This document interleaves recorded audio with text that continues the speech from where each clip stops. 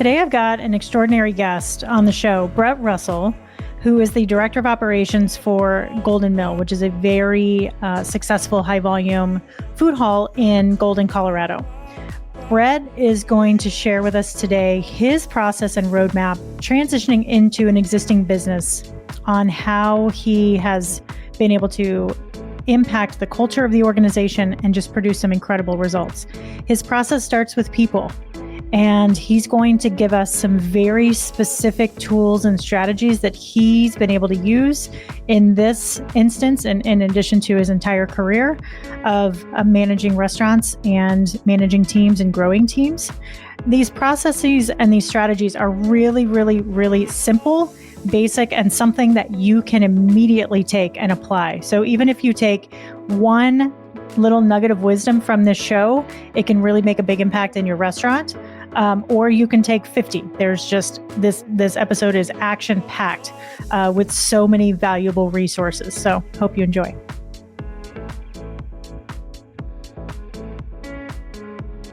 Welcome to the Restaurant Leadership Podcast, the show where restaurant leaders learn tools, tactics, and habits from the world's greatest operators. I'm your host, Kristen Marvin, with Solutions by Kristen. I've spent the last 2 decades in the restaurant industry and now partner with restaurant owners to develop their leaders and scale their businesses through powerful one-on-one coaching, group coaching, and leadership workshops. This show is complete with episodes around coaching, leadership development, and interviews with powerful industry leaders. You can now engage with me on the show and share topics you'd like to hear about, leadership lessons you want to learn, and any feedback you have. Simply click the link at the top of the show notes and I will give you a shout out on a future episode. Thanks so much for listening, and I look forward to connecting.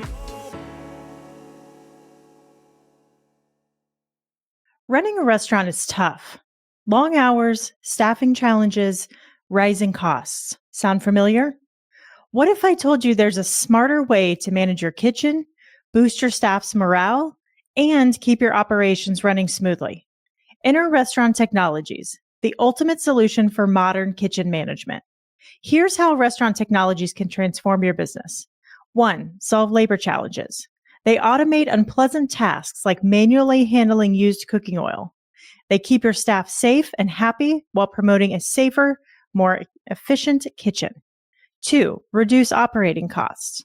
They help you save money by optimizing oil usage and eliminating third-party cleaning services with their auto mist technology. Some restaurants save up to $300 per month per location. 3, they help you ensure consistent food quality. Fresh oil means better tasting food every single time. They help you monitor your oil usage remotely with ease. 4, enhance safety.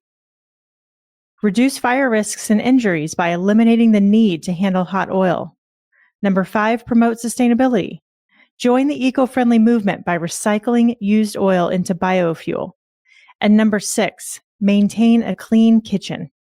Imagine no more spills, pests, or messy cleanups.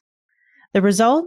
A safer, cleaner, more efficient kitchen that saves you money and keeps your team happy. Ready to see why over 45,000 restaurants, from small independents to large multi-unit concepts, trust Restaurant Technologies?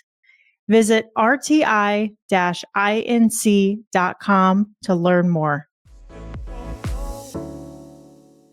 Brett, let's jump in. So let's go back a couple of years to when you first transitioned into Golden Mill, and give listeners a little bit of background real quick on what Golden Mill is and what you guys do. Yeah, so the Golden Mill, we are a food hall. We have 5 different food vendors in our space.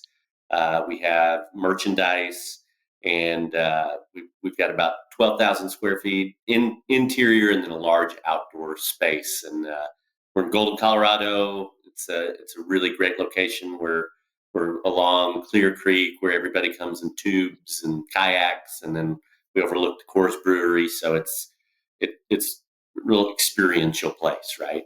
Yeah. So, Yeah. You guys um, do so much with community. It's just a packed house all the time. Gorgeous rooftop. Great, great food. I mean, you've got some of the best in Denver when it comes to food. And just a killer experience. So yeah, it's we've been really lucky to have some great operators in there, and we have a 56 tap self pour beer wall, beer, wine, spirits. It's a lot of fun.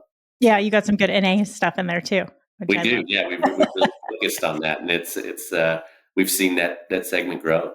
Yeah, I love it. So let's go back to your transition in as director of operations. Would you kind of paint the picture of what Golden Mill operations looked like at that time? Yeah, so I've got kind of a bit of a convoluted story with Golden Mill in that I was part of the operational team before when it was being built, and then left for a couple of years before we ever got open. That was right in the middle of COVID. There was some uncertainty there, but I left and then came back at the beginning of 2023 in a consulting role. And initially, my approach there and my charge was to come in and identify opportunities. I think that really the Golden Mill is a great success story in that the volume and demand from the day they opened the doors far exceeded what their initial expectations were, which is it's a great problem to have. But I think the first year to 2 years, it was a lot of kind of hold on, get through the day, and then recoup to just get through the next day. It was a little overwhelming. So when I came in a consulting role, I think ownership had recognized that there was opportunity there, that they wanted systems built and a focus on hospitality, and really it was kind of a recognition that we have this amazing thing, but if we're not intentional and if we don't invest in our operations, it could go away, right? Like we could lose this lightning in a bottle that we found. So initially it was coming in and observing, and then presenting my recommendations. At that point, they engaged me to execute on those observations, and then that pretty quickly and naturally led to this DOO role, and that was June of 23. So it was about a 6-7 month process to go from, hey, I'll take a look and tell you what I see, to, hey, kid, can you please take all these things and make them happen, Yeah, right? I love it. I don't know if I told you this, but when I was just out for your guys' retreat, we were all, that last night sitting at the dinner table, that amazing dinner that you had, coordinated for everybody. Yeah. And there were stories going around with the ownership team. I don't know if you were listening in or if you were near, but stories going around about those first couple weeks in operation and how crazy that demand was, and how they were like, we have no idea what we were doing. We've never done this before. And so they were talking about like trying to be the bouncers, and like how much of a catastrophe that was, and then hiring security just to keep up with the flow of people coming in. So I love that. I love that they brought you in Yeah. as the expert. I think they thought they were turning on a garden hose, and it turned out to be a fire hose, right? Yeah, totally. Totally. Yeah. Oh, that's great. Unlock the skills to transform your leadership with the Hospitality Leaders Roadmap. Move from ordinary to extraordinary, packed with practical strategies to lead with confidence and create lasting impact in your restaurant. Visit kristenmarvin.com/audio to download your free audiobook today. So, what were some of those initial opportunities that you identified that needed to To happen? go, yeah. I mean, Yeah, there was, I would say, like a lot of things, a lot of it came down to people, right? To accountability, to bringing in the right people, to setting clear expectations, and then to have the systems and leadership team in there that were able to do that as well. I won't go into the weeds with it, but like, for instance, one of the first things I noticed is at the Golden Mill, we have two kind of primary front of house facing positions, right? We have a host, and they're at our host stand checking people in, explaining how the process works. We use RFID cards. So it can be a little confusing to somebody that hasn't been in there before. So their job is to welcome them in, explain how everything works, get them set up to enjoy the experience at the Golden Mill. And then we have what we call beer wall ambassadors. They are along our self-pour wall, and their job is to show people how to use it, recommend beers, and really at the heart of it, it's a way to inject welcoming hospitality into a self-serve model. That's been a focus since before I was there. It's been a goal, but really, how do we inject hospitality into a self-pour model and a self-serve model, so that it doesn't feel transactional, right? We think that hospitality is just as, if not more important in our model as it would be in a full service. So we have these beer wall ambassadors that are there to welcome, show, help, recommend. And when I came in, I noticed, one of the first things I noticed is that everybody was just lumped into front of house. And so we might have 10 people scheduled, but nobody was assigned to a position or a location. And it was just kind of disorganized when they walked in. Expectations were difficult there, and accountability was really difficult. My question to the management team at the time is, hey, I noticed that nobody is at the host stand while we have people waiting to be greeted. Whose responsibility is that? Because I see 10 names, but I don't know who is supposed to be up here, right? So just kind of some basics there is, assigning roles and responsibilities, building clear expectations on what a greet is into the training, building a training program. With your background, I'm sure you've seen amazing training programs, and you've seen the training where it's like, hey, this is Tim. He's going to train you for the next 3 days. Just kind of watch what he does and try and do the same thing, right? So, Yeah. and we were kind of on that barometer. So shifting to clear, concise training, structured, making sure we're really laying out the expectations and giving our people the support and tools to meet those expectations. So that was a big deal. And then in doing that, it's kind of like a rabbit hole. You look into that and you go, okay, we need training. We need tools to train with. We need systems. What's the best tool out there? We brought in Opus so that we can structure the training there. We've created SOPs. We've built a train the trainers program.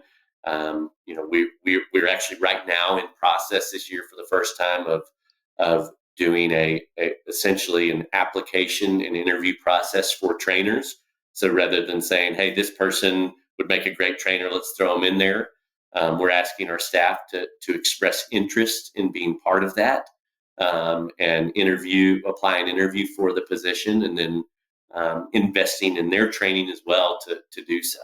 So Nice. yeah. I'm curious to know why what was important to you about starting with the people component? Because you could have looked at the P&L and started cutting some costs and really dug into the back end of things. But what was it about the people focus that made you want to start there? Well, I think that there's a few answers to that question. So high level, I would say, I don't think you can ever save your way to success, right? So it's not to say that efficiency and eliminating waste and watching your bottom line is important, but I've always been a big believer that if you want to succeed, you've got to really focus on driving top line, and the bottom line comes with that, on kind of a level of the day-to-day operations. I think anything, when you look at it, we're a big space that does big volume. It does start with the people, because if people aren't bought in and they're not motivated to really execute, that vision. And yet, when we talk about wanting to provide warm and welcoming hospitality, it's I can only be so many places. The owners can only be so many places. Like if our team isn't bought into that vision, isn't an extension of that vision and mission, it just doesn't work, right? Yeah. They need to understand why that's our vision. They need to get it, and they need to feel supported in doing it too, right? Yeah. Um, there can't be a situation, I think, where our employees, our team, feel that they are separate than leadership. We're all in it together, and they have to be just as bought in. And Yeah. one of the things we talked about early on felt like a big heavy lift, is like uh, what's really really important to me, and one way to kind of put success in this is I want everybody that works at the Golden Mill to be proud of working at the Golden Mill, to where I think the way I phrased it early on is I said, when they walk into a different business or something anywhere, when they're talking to somebody, I want them to say, I work at the best place in town to work at. I work at the Golden Mill, and really preach that, versus we've all been around people where they're like, oh yeah, I work here, and and they launch into everything that's wrong with it, right? Yeah. So Yeah, totally.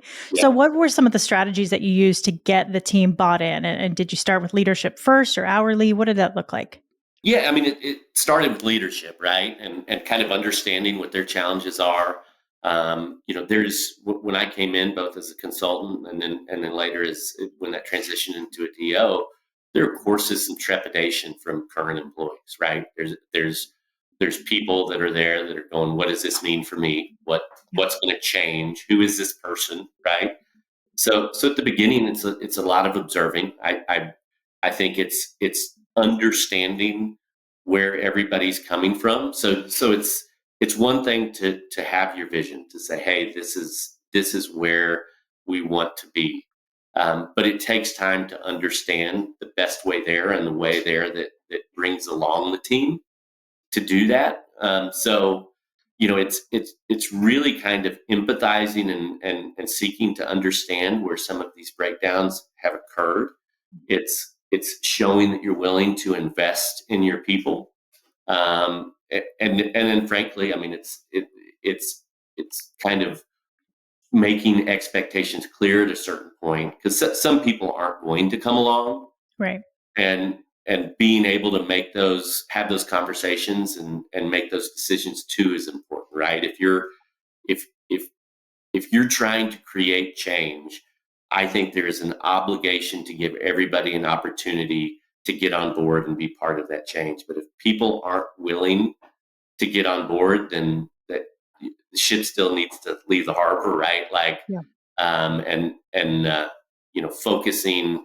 If the idea is that you're afraid to ruffle any feathers, I think you wind up never being able to move or grow or do anything. So, Yeah. it's a people business. It's bringing along the people that want to come along, and supporting them, and really demonstrating that you're invested in their success and development as well, right? And there's a lot of ways to do that. And then it's from that point on really investing in the people. I'll give you another example. I sat in on one of the interviews for an hourly employee right out of the gate, and it was like it, the interview was about 98% just telling this person kind of how the Golden Mill worked and what it meant for them. I don't know that one question was asked of this individual, right? Yeah. So we weren't seeking to really, we weren't investing in finding the right people that Hmm. fits Yeah. for that. Coincidentally, that person got hired, and they wound up being a great employee. So we got lucky there. But like, You can edit that out. No, I'm just kidding. yeah,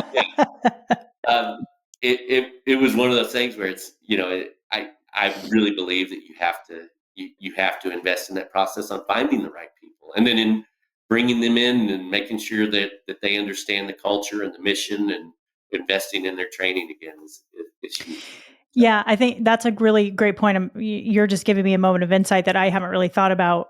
Just thinking about the interview process as a moment to invest in somebody, right? Like absolutely, there's so many, you're so right I've been through a lot of interviews where people have just talked at me, or I've brought a resume to an interview and somebody looked at it and said, "What is this?" And I'm like, I'm trying to tell you about me and what experience I could bring to the table. And I think it's so important to have a good balance of letting somebody know what the expectations are, but then also really getting to know them and making sure that they're a great cultural fit. And like you mentioned, that they match the mission and the vision that you have for the organization. That's looking at that as an initial investment is really, really special. And I would challenge anybody listening to this to go back to their interview process and really ask yourself, like, are we investing in people out of the gate? Because it is such an important first impression about how that employee is going to be treated and developed in and invested in down the road with the organization. So kudos to you for looking at that. Absolutely. I'd even take it a step further, Kristen, and like defining what will make that person successful in the role.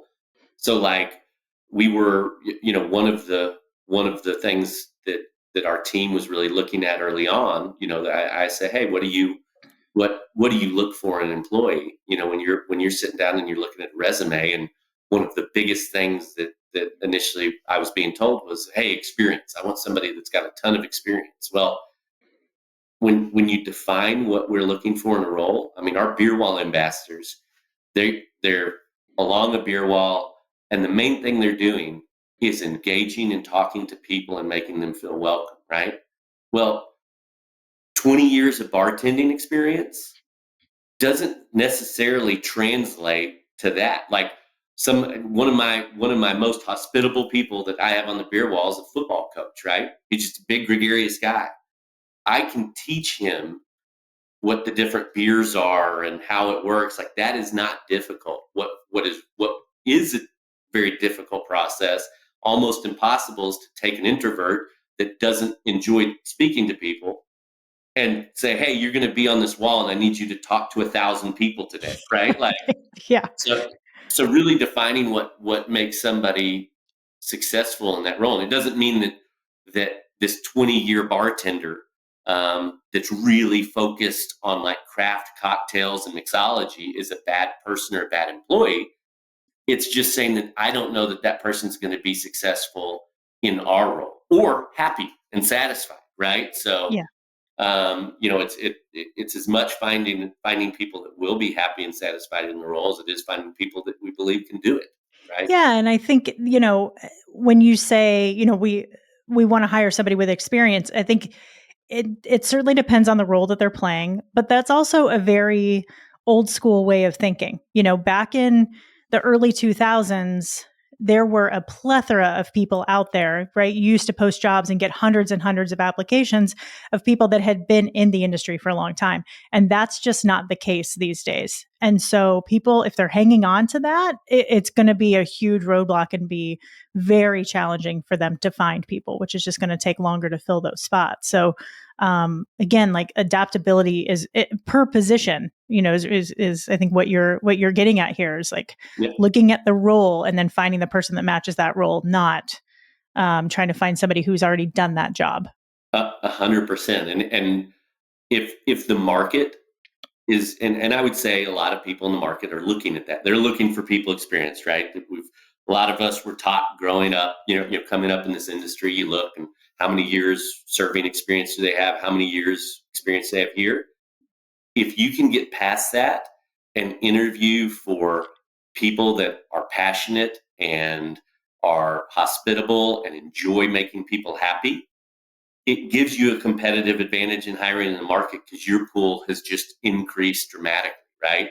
And then you just have to focus and invest in teaching those people the specifics of the job. But that just takes me right back to, I would rather teach somebody the technical specifics of a job that already gets how to make people happy than try and take somebody and teach them how to engage people, right? Mm-hmm.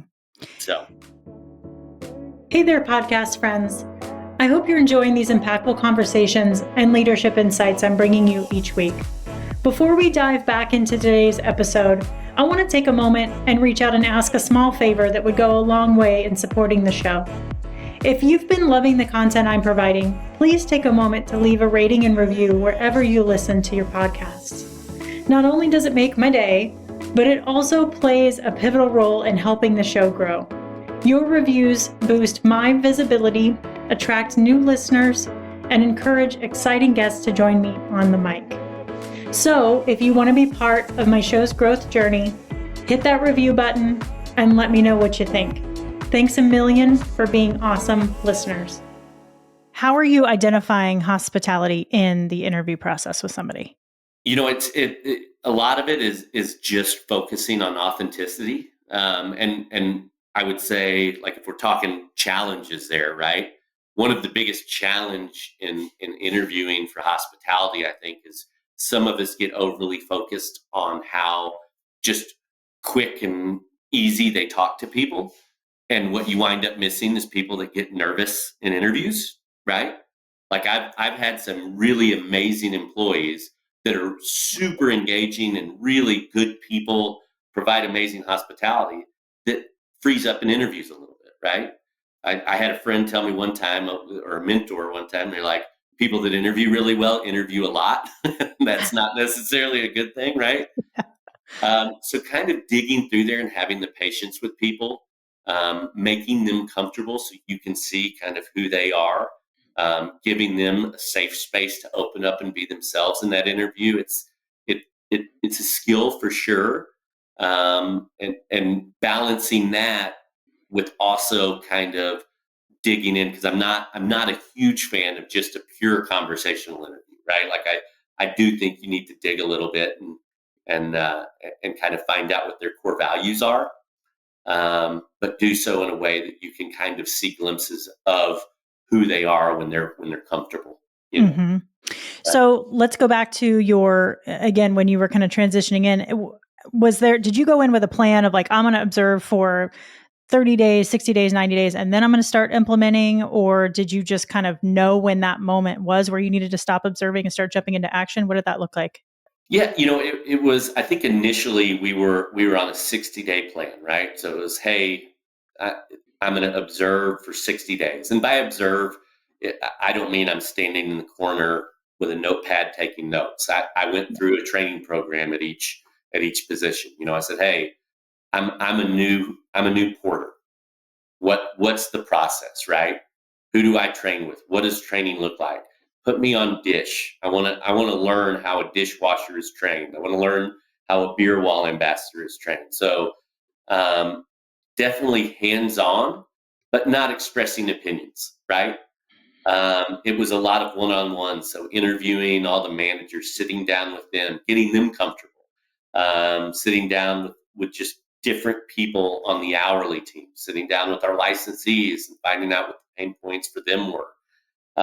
It was a process of learning and understanding, and then putting together this proposal, right? And I apologize. I don't remember exactly. I think we were a little ahead of schedule. I don't think it took 60 full days to get there to the observational piece.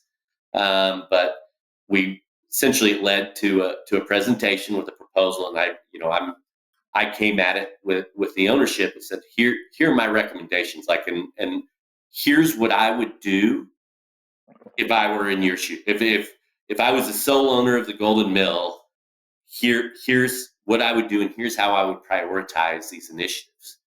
And then my approach was, and if you like, this can be it. I can hand this off to you, and you can run with this, or I can help you execute and implement these. And thankfully, they said, we'd love for you to implement and execute these. And Yeah. I think we spent there was probably an initial 30 to 60 days, where I was focused solely on that. And then from a consultant standpoint, you get into some kind of weird areas where I'm like, hey, this isn't really in my scope of work, but it feels weird to say, not my problem, right? Mm-hmm. And those conflicts, I think we understood on both sides. So pretty quickly it led to, hey, let's just get you on board and go, right? Got it. Mm-hmm. And so it was, it was, I feel fortunate that we've got a great ownership team. I think we all, everybody brings kind of different things to the table, but everybody's aligned in what the ultimate goals and mission are. So Hmm. it always, you even when even when everybody's in a room and you might disagree on the pathway there, you're never doubting that everybody has the same goal in mind, right? Yeah. Yeah. How did you, out of all those initiatives that you identified, how did you know how to prioritize those? Part of it is one starting with people, right? So it's kind of like building a house, right? You don't you're not worried about the paint on the walls before you poured the foundation. So it's like, hey, we need a great team that's invested, understands our mission, and feels supported so that we can utilize this team to start driving these initiatives, right? So you focus on building the tools that are going to help you kind of build the rest of it. And then also, it's not a perfect science because as we all know in this industry, it moves fast, and you're trying to grab opportunities. So I can't say, hey, we're in 3 years we're going to provide great hospitality, right? Right? Like you go, hey, we need to focus on building this foundation, but we also have to address these immediate concerns, so that we're not losing ground in terms of our guests and demand and top line. So Hmm. it's a little bit of a balancing act, and you have to be able to one, move fast, and you have to be able to focus on multiple things. And honestly, part of it is really, I think, being vulnerable and transparent with your team and going, we're going to try a bunch of things, and not all of them are going to work. And we want your feedback, and we're listening to you. We want to know what's working and what isn't. But you're going to have to know this is an imperfect kind of process to get where we want to go. Right? We're Yeah. not going to bat 1,000 on every single thing we do, but what we will be committed to doing is always hearing feedback, reevaluating, and pivoting when we need to. We're not going to just say, "Hey, here's the plan," and no matter what, we're going forward. Right? Yeah, totally. Did you share that initial plan with the entire leadership team? We did, yeah, yeah, we did. We went in with ownership. So there's a presentation to ownership, and then the next process was sitting down with the leadership team and saying, our management team, and saying, hey, here's our observation. Here's what we're going to do. I probably learned, not probably, I learned some lessons in doing that. Um, I think if my advice to somebody, if somebody was in that same position, I underestimated or maybe overestimated um, that management team's understanding of what my role was and what this was. So, I'm going in expecting this management team to be really excited about some of these changes, and I think there was an initial trepidation because they're going, oh, how does this impact me, right? Yeah. Yeah, And I think there's a bit in that situation. I was probably, if I was to go back, I would be a little more delicate with that, to not make them feel like, hey, these opportunities are a reflection of the job that you've done. totally. I think I underestimated the impact of that, right? So Yeah, it's tough, right? You go in, you're excited, you see opportunities, you know you can do the job, you know what the end result's going to be and what the impact is, but it's really difficult to get a younger team to get on the same page when they have not experienced that before. absolutely, Yeah, absolutely, and yeah, I think it's natural in that situation for somebody to go, oh, how does this impact my role? yeah, Particularly if totally. they're aware that they're not performing well, right? So, Yeah, yeah, so let's talk a little bit about leadership. So approached everybody, you let them know about the vision, you gave them opportunities to buy in. Did they buy in? What was that experience like? Did they push back? Were they all on board? there was pushback initially. We had it was a small management team at the time, right? So we had kind of three salaried managers at that time. Full transparency, none of those three people are still with the company. That I think we got some buy-in. We had to part ways with the general manager at one point, and I think that shook the other two. There was a relationship there.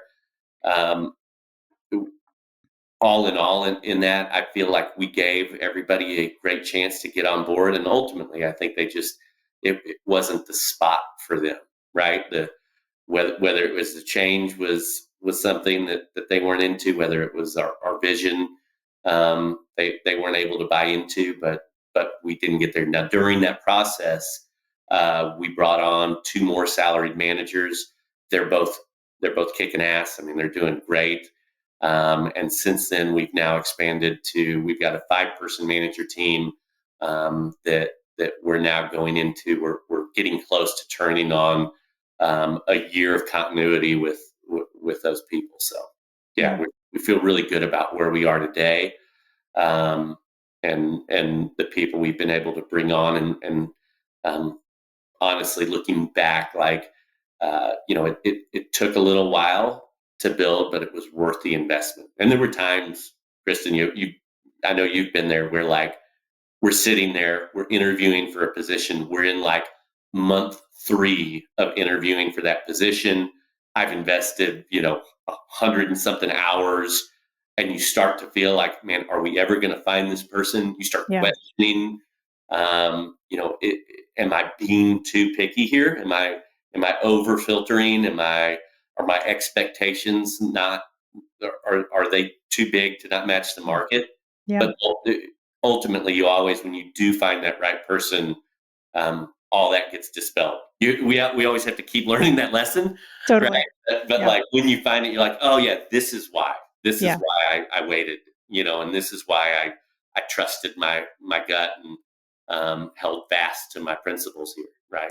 Yeah. I mean, when we were together for your leadership retreat last year, it was all about being a world-class business and offering world-class hospitality.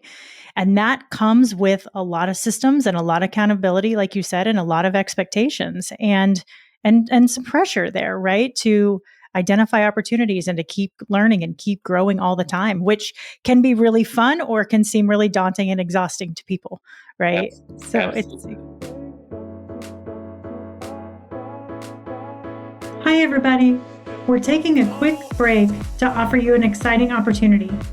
If you're a restaurant owner or manager looking to enhance your leadership skills, I invite you to join my 12-day leadership challenge. In just 12 days, you'll receive a guided packet with actionable strategies to transform your leadership in less than 5 minutes a day. Join the challenge and the community and grab your copy at kristenmarvin.com/12 days. Now let's get back to the show. It's difficult to, I'm just commend you for, doing the work that you've done over the last couple of years, having 100% management turnover. That's not the goal when you go in, right? You and I worked together for a long time. Like, I know how much you invest in people and how you really, truly believe in what you do. And when you present a vision to somebody, there's that hope and goal that everybody buys in, that everybody shares that same excitement too, right? And it's difficult because, I wonder how much time did you give each person to buy in, or until you made the decision that it just wasn't going to work? Or did they make that decision for you? Yeah, no, a little of both, right? So like it was, we essentially fully turned the management team that was in place about a year in, right? Over the course of that year, talking about the retreat, I had a conversation with somebody about the retreat that you did, right? And they were asking like, hey, how'd that go? Was it worth it? And one of the questions they asked on the what was worth it is they found out. They said, so, 2 of the 4 of your managers were gone a month after the retreat. Do you feel that was a waste of resources to have them go through that retreat? And my response to them, I was like, actually, I think it was a amazing use of resources, because it really showed me and made me feel confident that, no matter what we invest in these people, this just isn't the place for them, right? It made it abundantly clear. And it made it clear to the rest of the management team, right? The two that are doing so well today, I think it showed them, it made it abundantly clear, like there's a separation here, right? There's the people that are like, let's go, let's have a really great business, let's be part of something bigger than ourselves, let's invest in our people, and like let's take pride in what we do. And then there were people that are like, I'm not here for this, right? So Mm. it was a real aha moment where I think anybody that really cares about their people, you wrestle and struggle with having to move somebody along, right? To turn somebody. It's if you're quick and easy with that, then I think my dad told me one time, he's like, firing somebody should be the hardest thing you ever do, and if when it becomes easy, maybe do something else, right? Yeah. Like, like like that retreat in that moment really, it really kind of unraveled that struggle for us, where we go, okay, we now know, right? Like we feel really confident that this just isn't the place for these people, and we're able to make that decision confidently without any kind of regret or second guessing if it was the right move. So um, Yeah. I mean, it's interesting, right? Because with the retreats that we've done, it organically comes up, right? Like you have the pain points, we design the content, we know exactly what the agenda is going to be for the 2 to 4 days that you're spending with that team, but you don't know until you get everybody in the room and then you're delivering that content.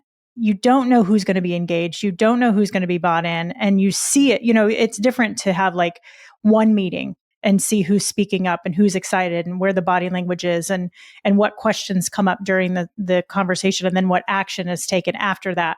But to see that over a 2 or 3 day span and then watch that person consistently show up in a certain way is really, really telling. I mean, that's a very special moment that is really difficult to duplicate. I think in the day-to-day chaos, controlled chaos of the restaurant industry. that's a great point, right? Like you can observe your team for a lot of times, it feels like minutes at a time in the chaos of the day to day, but putting them in a room for 6 to 8 hours for 2 or 3 straight days, it's a little harder to hide in that, right? Like Yeah. so. Yeah. And especially, I mean, it's not like you're grilling them for 3 days. There's great meals and lots of, Nope. Yeah. great food and fun and laughs and activities and all of that. So focused on people. You've talked a little bit about the interview process. You've talked about the training. You've talked about coaching, the one-on-ones, the observations. Fast forward now 2 years. Yeah. Paint a picture of what a day in the life of Golden Mill looks like now. Yeah. So, essentially, we bolstered our management team. We've really, our kind of goal this year is to invest in having our higher level managers, giving them the bandwidth and opportunity to work on the business as well as in it, and kind of utilizing those resources. We have these great resources, and great people that are passionate and talented. So giving them time and space to add to the business and build the framework of the business and continue to drive it forward, in a way that's hard to do if you're the sole person on the floor the entirety of your week. But being able to trust them is great. Being able to give a project and say, hey, here's our desired outcome. Here's our objective. I'm here to support you, but you go run with that. That's something that we have today that we didn't have a year ago, right? Was that ability. So, and that's where it kind of exponentializes that growth and that drive forward with the business, right? So now, instead of me being the sole driver of it and then having to delegate tasks, I can actually delegate projects and objectives, right? Nice. And that's been huge. We've built a lot of systems. and brought in a lot of systems as well, right? We changed our payroll company. We brought in Opus. We've really utilized some of the tools we already had, but expanded what we can do. GoTab, our POS, 7Shifts is our scheduling platform. We've brought in a lot we brought in Triple Seat for events, kind of doing these things that allows people to do more with their time, spend less time just doing tasks and more time driving programs, right? So really, really investing in those tools. And then I say investing in those tools, investing in utilizing those tools to their maximum capability is big too, right? I, Mm-hmm. I've been guilty of this plenty of times in my career where you bring something in, you roll it out, and you don't have time to come back to it, and you're utilizing 20% of what it does. Yeah. I'll give you an example that just happened the other day where we're talking about like different audits and tasks. We're trying to get a tool to come in to where, say, our managers can go through our bathrooms in the morning, check off, hey, this is done, this is done, this is done, this is done. And my first inclination was like, hey, I know this eye auditor tool and we can use this. But then you look and you're like, wait, 7Shifts, which we already use and is already on everybody's phone, has the same functionality, Yeah. so really digging into the tools you already have and making sure you're utilizing them to their capability, I think is a big thing that's easy to lose sight of, right? You Yeah. start using it for a very narrow functionality and never come back to see all the cool stuff it can do. So Yeah. 100%. That's great. A yeah. great tip for anybody looking at your tech. Think about everything you want it to do Yeah. first Well, and then and jump in. I think you had a recommendation, Kristen, the other day, and I felt this. I was like, yeah, you're absolutely right. Like, not spreading yourself so thin with tech. Like, not, I think if you have 10 different logins and use blah, blah, blah, like people just get lost in that. Yeah. And you're not using it. So really trying to get the most out of fewer solutions versus, hey, everything that's cool and fuzzy, I'm going to put it all in here. And then nobody's really using it. Right. Totally. Totally. That's great. How has all the work that you've done over the last couple of years, how has it translated to the hospitality in the space? And how is it translated to the bottom line? So hospitality, our culture today, and it's funny because it happens over a period of time, right? So the gains aren't always day to day. It's like it's like watching a kid grow, right? Like you don't every day go, hey, you're a 1/100th of an inch taller, but after a year and a half, you're like, when did you get this tall? Like Yeah. when did this happen, right? It feels a little like that. So when we really look back and talk about some of the opportunities that we had 2 years ago, and you're able to kind of visualize that versus where we are today, I think we have a team that is absolutely committed to that hospitality. They're happy. They're engaged. It feels good to walk in the door, right? Like from my standpoint, it feels good to walk in the door. I think our owners have mentioned that. It's it. I think we've done away with most of the us versus them and the entitlement and all that stuff that goes with that. To where we're all on the same team, we're all collaborating, and everybody understands. Hey, we win together and we lose together, and we're here to support everybody in the building and vice versa, right? And we need that support. So I think we've made a ton of inroads and a ton of progress with that hospitality and that culture. And we just give you like an idea. We just posted a job for a training and hospitality manager, right? It's an hourly manager position that comes in, and it's somebody that can really help drive and execute our training program that we've built.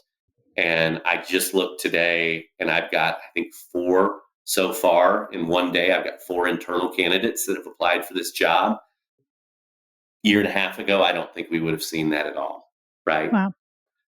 So that's a big win to see that engagement and that want and desire to grow and grow into opportunities with with this company.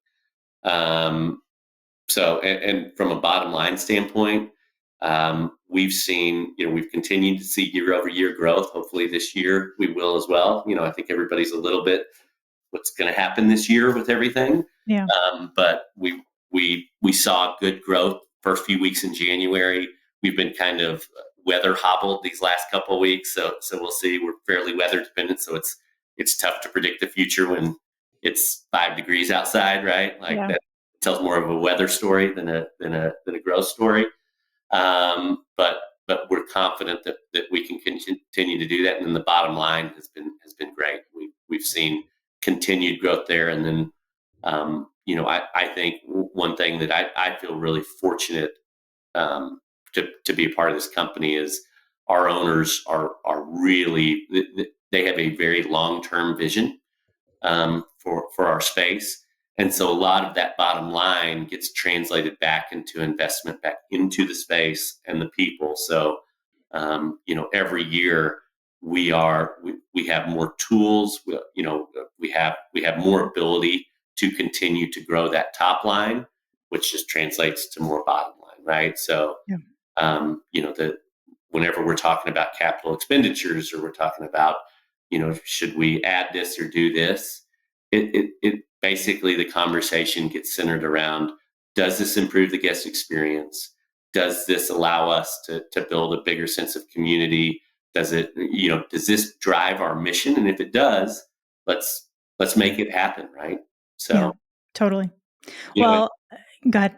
No, you go ahead. I'm sorry. Yeah. I was just going to say, your story is extraordinary. I'm grateful to be a part of it, and obviously know you and call you a friend for many, many years, and call you when I need something, and vice versa. But you came in with a really strong strategy, and you were super organized about the way that you felt like the initiatives needed to be executed, but also really exhibit a ton of flexibility and adaptability, and knowing when things need to pivot, right? And you are so good at the long-term strategy, and that takes a lot of time and energy, right? To coach and to continue to get people to buy in and look for the right people and make sure they're aligned with the core values. And culture is really difficult to define, and it's difficult to build, and it takes time. So I, thank you so much. Like, congratulations, by the way. And I hope you celebrate those wins as you've done with your team. I saw your 2024 rap sheet of wins, and it's just absolutely mind blowing and incredible. And thank you for sharing your process today with the listeners too. I think the things that you're talking about are not revolutionary. It's about the basics, and it's about the people, and it's about setting clear expectations and being able to hold them accountable to those, and constantly looking for ways to grow the team internally and externally. And you've got a great roadmap to show people how to do it. So great job. Yeah. Well, and thank you for being a part of it, Kristen. Yeah, absolutely. Yeah. All right. That's going to do it for us. Brett, again, thanks for your time and being here. And please, listeners, share this episode with anybody that you think could benefit from all the amazing nuggets of wisdom that Brett shared with us today. We will talk to you all very soon.